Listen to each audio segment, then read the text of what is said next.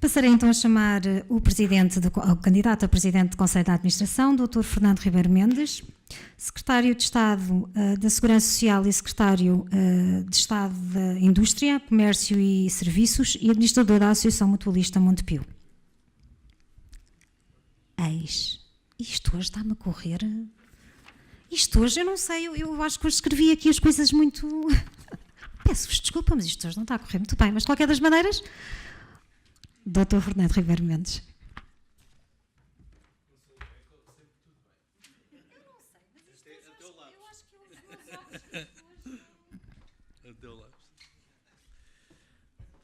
Bom, já vai longa a sessão, mas tenho que começar por agradecer desde logo a vossa presença, em primeiro lugar, e designadamente a presença e sobretudo a pertença de alguns dos presentes à nossa Comissão de Honra. Nós divulgaremos ainda esta semana o elenco completo, só temos já um dia mesmo para isso, amanhã, mas muitos, e alguns estão aqui, muitas pessoas deram essa sua adesão e quero aqui frisar e agradecer. Relativamente àquilo que é a nossa proposta, os meus colegas de lista para a administração do Montepio disseram já os aspectos essenciais que nos propomos levar em frente. E por isso eu gostaria talvez de dar aqui uma nota quase pessoal.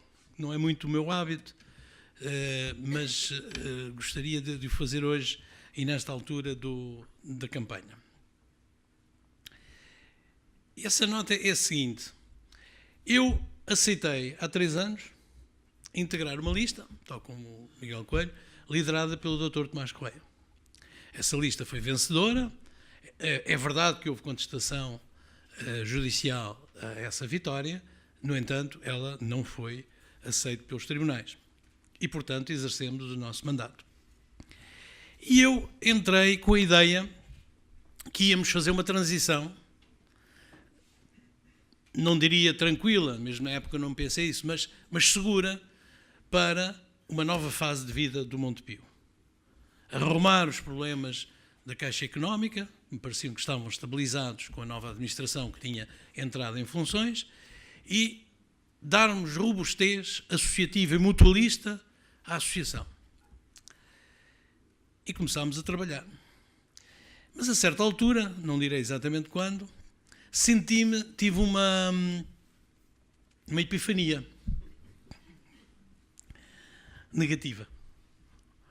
E pensei assim, afinal de contas, eu estou um pouco na situação de alguém que tivesse sido convidado para administrador da Fundação Gulbenkian e fosse para lá com ideias e com vontade de trabalhar com os outros para aumentar a ação cultural, cívica da Fundação Gulbenkian. E a certa altura descobria que estava lá ao serviço de um projeto de petróleos. Era uma inversão completa. O Dr. Costa Pinto, de uma maneira mais rigorosa, enunciou justamente esse problema. Eu apercebi-me que estava tudo ao contrário. Ou seja, a associação mutualista olhava para a sua Caixa Económica, pelos olhos do Dr. Tomás Correia, como a questão fundamental e não um instrumento ao serviço dos fins mutualistas. E essa foi a tal epifania. E a partir daí as coisas conduziram-nos à dissidência. Essa foi a minha evolução. O Miguel Coelho terá tido também a sua, com certeza semelhante, mas também com a sua especificidade. E, portanto, tornou-se uma questão fundamental para mim olhar para a associação e dizer assim, eu estou aqui, com os outros colegas, sentado em cima de mais de 3 mil, na altura eram mais de 3 mil milhões de euros, que são de milhares de associados, milhares e milhares de associados que nos confiaram isso. E nós estamos aqui sentados e estamos a usar isto de uma maneira que pode não ser a mais correta. E, portanto, fui ganhando consciência que era preciso pôr cobro a uma utilização dos recursos que os associados confiam à sua associação, ao serviço de um projeto, porventura bem intencionado, mas um projeto megalómano, irrealista, uma aventura financeira.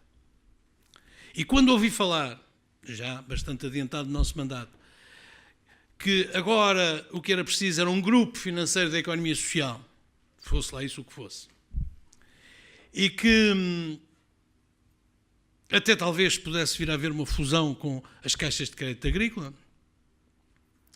eu fui falar com quem dirigia as caixas de crédito agrícola e perguntei, mas isso é realista?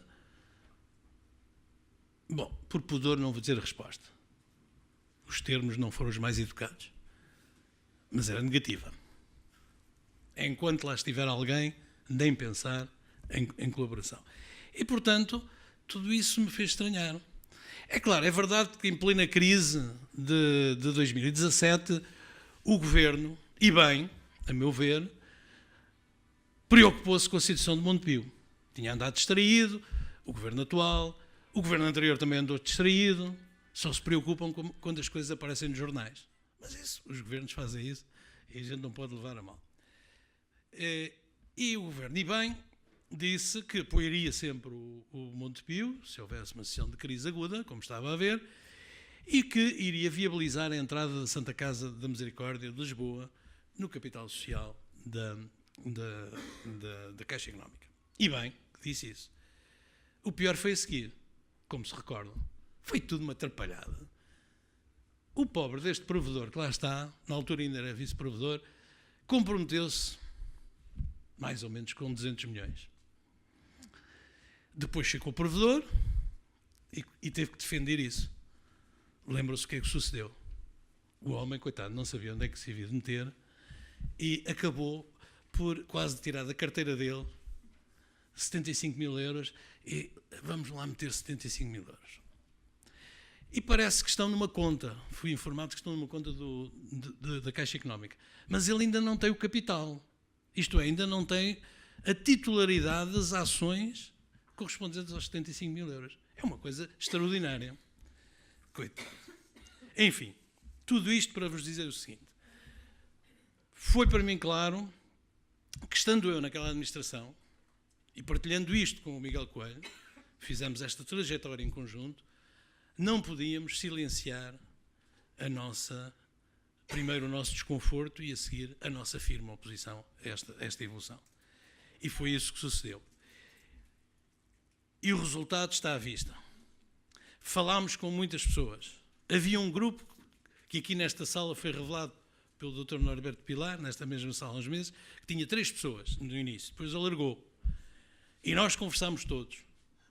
E conversei com o Dr. Costa Pinto, e com o engenheiro Proença, e conversei com muito mais gente, não vou dizer os nomes, mas são pessoas de respeito e de cidadania. E tudo isso foi crescendo e apareceu aquele manifesto e hoje temos uma lista que é uma alternativa séria, credível e que pode ganhar.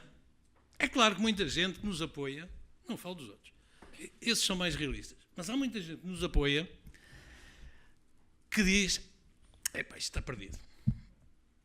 Muitos dizem-me a mim. Até nas horas em que eu desconfio e que precisava que me dessem algum ânimo, dizem-me essas coisas. Às vezes telefonavam-me de manhã cedo. Epá, isto é um desastre. Não vamos ter assinaturas. Eu também tremi. A carne é fraca. Não vamos ter as 300 assinaturas. É claro que acabámos com perto de 800. Não utilizámos todas, porque algumas vieram já depois do prazo que impusemos a nós próprios para entregar. E fomos a primeira lista a entregar, como disse há pouco o João Proença. Somos B, mas o B é feliz. E aqui há uns tempos alguém me chamou. Epá, ainda bem que... Atenção, ainda bem que vocês são a lista B. Porque vocês são o plano B. O plano B para pôr o Montepio no caminho certo. Para acabar com estes devaneiros e com estas situações que não servem os interesses dos milhares de associados que, apesar de todas estas atrapalhadas, estes desvarios, continuam a confiar no Montepio. E isso é extraordinário. Esta resiliência do espírito dos associados, da sua confiança, apesar de tudo, não em quem está, mas naquilo que é a realidade do Montepio, é extraordinária. E isso foi mais um incentivo. Eu não podia, era a saída mais fácil. Quer dizer, eu já era administrador. Continuar como administrador não tinha sido assim uma coisa muito difícil. Hoje o Dr. Tomás Correia, hoje não foi no dia de hoje, mas atualmente, aí num momento qualquer que eu li, disse que eu era um acidente. Bom, ele de acidentes sabe mais do que eu, porque tenho conduzido o Montepio a acidentes sucessivos. Não creio que eu seja um acidente. Eu creio que, até estou em crer que fui uma escolha criteriosa dele, até porque ele nunca se engana e raramente tem dúvidas. Portanto, se me escolheu, convidou-me, está arrependido talvez, mas isso é um outro problema. A coisa não lhe correu bem. Simplesmente eu não tinha, e este é que é o ponto, a saída fácil ou era o silêncio ou então era uma saída discreta. Eu percebi-me de uma coisa, muitas administrações do passado, do Montepio, começaram com 5 pessoas e acabaram com menos de 5. E eu suspeito, não falei com elas, com as que foram saindo, que saíram pelas mesmas razões que eu hoje estou aqui nesta lista B. As razões eram as mesmas, a solução é que foi diferente. Desanimaram, resignaram-se e disseram, não vou amassar. Tinham as suas razões, talvez. Mas eu tomei outra opção, e o Miguel Coelho também. E o Miguel Coelho arrisca muito mais que eu. Porque eu já tenho idade da reforma, se perder as eleições, a minha vida continua igual ao que era antes de ter vindo para aqui. Até talvez com um bocadinho mais de prestígio, porque o homem sempre teve coragem e portou-se bem, dirão uns, outros não, podem dizer o contrário, mas a vida é assim. Mas o Miguel Coelho não, é um quadro desta casa, é um homem de 48 anos, é de uma nova geração que vai tomar conta e que vai liderar brevemente tudo, não apenas o Montepio, o país. Eu faço parte de uma geração que está em fim de linha e tenho que ter consciência disso. Estou orgulhoso de poder dar um contributo para que esta nova geração se afirme. Eu sou o velho desta lista. Todos os outros são bastante mais novos do que eu. E uma parte ainda não tem sequer 50 anos. E isso é muito bom e eu fico muito feliz por estar a dar este contributo. Como aqui há uns anos, não costumo contar este episódio, mas não é a primeira vez que estou na direção de uma mutualidade. Que há uns anos, uma pessoa que eu considerava amiga, depois não fiquei na dúvida se era amiga ou não, pelo que me convenceu a fazer, convenceu-me a ficar, a encabeçar uma lista para uma mutualidade pequenina chamada MUSOC, ligado aos trabalhadores da Segurança Social. E tive a felicidade de ter uma equipa de gente muitíssimo mais nova. Eu não era tão velho na altura, naturalmente, mas eram muito mais novos, eram pessoas realmente jovens. E fiz lá o meu mandato. Depois houve ali também alguma dificuldade e havia os mais velhos que diziam, se calhar é melhor acabarmos com esta mutualidade. Mas eu, que me queria retirar, disse, não, se esta geração mais nova quiser continuar, tem o meu apoio.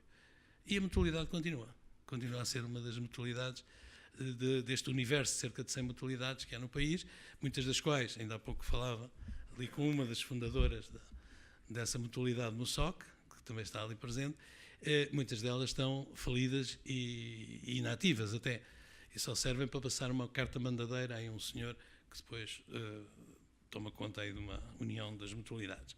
Mas enfim, mas isso já é outra história, fica por outro dia. Não vos vou cansar mais com isso. O que eu digo é, apresentámos uma alternativa, é consistente e é ganhadora. E há aqueles que me dizem, o tipo não consegues tirá-lo de lá, ele tem aquela gente na mão. E eu digo, falei com muita gente neste período e vou continuar a falar com muita gente da Caixa Económica e da Associação. E eu confio que vão tomar uma boa opção. Podem não dizer alta voz, porque há um clima que não favorece isso. Mas eu sei que o voto é decidido nas suas consciências e que vão discutir isso com as pessoas em quem confiam, as suas famílias, os seus amigos, e é aí que verdadeiramente se forma a vontade das pessoas em termos eleitorais. E eu confio nessas pessoas, que não conheço muito bem, porque nunca tive responsabilidades nem trabalhei na Caixa Económica, mas que aprendi a respeitar, sobretudo por aquilo que fizeram no ano passado, em 2017, em defesa de Montepio. eu tive uma experiência única, que por ser só com uma pessoa, de um associado que me abordou e queria levantar as poupanças. E com a ajuda de um colega muito prestigiado aqui da nossa casa, chamado José Pitacas, segurámos o senhor e ele hoje continua não só associado, mas com uma parte, levantou alguma coisa, mas não levantou tudo. E pensei isto, o que é que será estar das 8h30 da manhã até às 15 horas do mesmo dia, com filas de pessoas a dizer o mesmo que este senhor me veio dizer a mim? Eu acho que não aguentava. Eu fiquei estourado, para usar, desculpem o termo tão popular, estourado no fim da conversa com ele. Se fosse com 10, com 20, com 50 pessoas, a situação era bem pior. Por isso, aprendi a respeitar muito as pessoas que nos defenderam, a nós, a Associação Mutualista, no ano passado. E acho que essas pessoas também merecem uma alternativa como a nossa. Poderão não concordar, formarão a sua opinião, mas têm uma alternativa. Não estão condenadas a seguir numa nave conduzida por alguém que perdeu a bússola, se é que alguma vez a teve. E é isso que vos tinha para dizer. Nós precisamos de regressar às finalidades próprias do mutualismo, que são, em primeiro lugar, proteção social. Proteger aqueles que se associam dos riscos sociais, de segurança social, na saúde, para promover também, responder às situações que é preciso promover a qualidade de vida, dar soluções para as famílias que têm filhos que vão estudar para fora das suas cidades, porque não têm universidade nesses locais e que precisam de residências, para os idosos, para as famílias que têm os seus idosos, que têm que ter uma resposta que não é a resposta atual das residências de Montepio, que é uma resposta para pouca gente, é de qualidade, tem muita qualidade, mas tem mensalidades que não estão ao alcance da generalidade dos mutualistas e dos associados. Precisam de uma outra resposta, com qualidade, mas que tenha preços tarifários acessíveis. E há condições para o fazer, se houver a vontade de sair dessa situação muito restritiva. E esse é o ponto fundamental, regressar a estas finalidades de proteção social. E fazermos também, ter uma nova atitude em relação à cultura. Eu passei, antes de estar na administração e com isto me vou calar, antes de estar na administração do Montepio, passei pela Fundação Inatel. Uma instituição que muitos conhecem, alguns até serão associados dessa instituição, e para muitos que não conhecem bem aquilo, isso é uma coisa de turismo para os velhotes. Eu sabia que não era, porque conhecia um bocadinho, mas não conhecia tão bem, e apercebi-me do papel cultural da Fundação Inatel, que é extraordinário, devo dizer. E gostei muito da minha experiência lá, e também no desporto. Porque o desporto, como alguém disse, que sabia mais destas coisas do que eu, é a cultura em movimento. E, portanto, a cultura acaba por englobar de alguma maneira. Ora bem, eu acho que nós, não é fazer o que faz a Inatel, obviamente, mas é ter uma atitude também diferente em relação à cultura. Eu acho muito bem que se apoiem artistas portugueses, mas nós não nos podemos substituir a um mercado que eles não conseguem conquistar. Agora, podemos desafiá-los, a esse e a todos os outros, a virem ao encontro das raízes culturais do país, a mergulharem nesse encontro, e nós podemos apoiar isso. E podem pôr os seus talentos, as suas capacidades artísticas, também ao serviço da educação e da promoção das pessoas de uma forma inclusiva, aquela inclusão que tanto preocupa a Ana Albuquerque e que todos nós partilhamos nesta lista. Mas essa inclusão começa cá dentro. Alguém me dizia, num contacto aqui nos serviços centrais da nossa associação, outro dia, que fazemos coisas de responsabilidade social muito boas e inclusivas para fora, mas não fazemos tanto para dentro. E isso é verdade. Nós temos que começar a olhar para os associados. Nós temos associados que precisam de propostas inclusivas. E temos associados que também são trabalhadores que precisam ainda mais dessas propostas inclusivas. E não é um descontozinho da renda de casa que lhes fazemos que resolvem essas propostas inclusivas. Precisamos de condições para que eles não se sintam marginalizados na sociedade atual, e o Montepio tem que dar um contributo a eles todos, e em particular àqueles que deram o seu contributo profissional ao longo de muitos anos ao Montepio. E por isso a minha última palavra é também para quem trabalha no Montepio. Não basta reconhecer o que fizeram até hoje para defender o Montepio, é preciso dizer que com uma administração, a administração da proposta pela lista B e com o seu programa, vão ter convergência de condições de trabalho aos melhores níveis, porque hoje há uma grande desigualdade e uma grande diversidade de situações. Há aqueles que têm os padrões da carreira bancária e há os que não têm. E a tendência é para crescer estes segundos, porque a Caixa Económica, felizmente, não vai continuar a ceder pessoas, certamente, à associação, porque ela vai crescer e confio que vai dar a volta por cima, precisamos disso como pão para a boca.